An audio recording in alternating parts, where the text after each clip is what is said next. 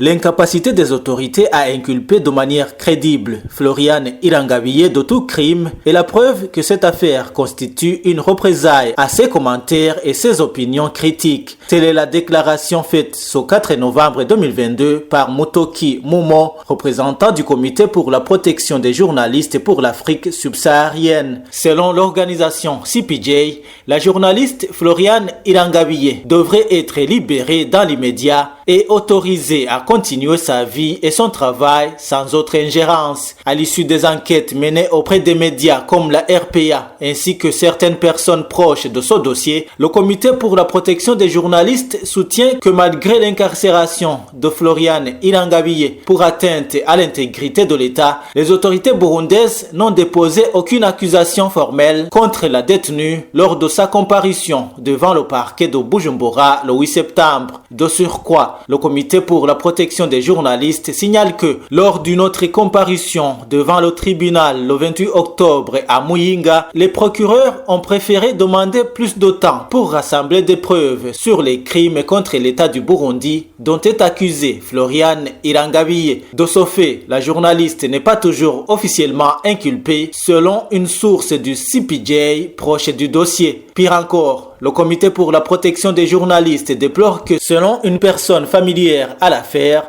au moins un officier du service national de renseignement avait agressé sexuellement Floriane Irangavie alors qu'elle était détenue au quartier général de cette institution. Néanmoins, le CPJ indique qu'en réponse aux questions soumises au procureur général de la République du Burundi sur l'agression sexuelle et sur l'ouverture d'une enquête par le gouvernement, Sylvestre Nyandwi a via une application de messagerie qualifié l'allégation d'abus sexuels de non fondés et d'extension des actes préjudiciables à Floriane Irangavie qui vise à ternir l'image de l'État burundais. En définitive, le Comité pour la protection des journalistes estime que le gouvernement burundais devrait demander des comptes aux responsables de la détention arbitraire de Floriane Irangavie et des mauvais traitements dont elle aurait été victime pendant son incarcération.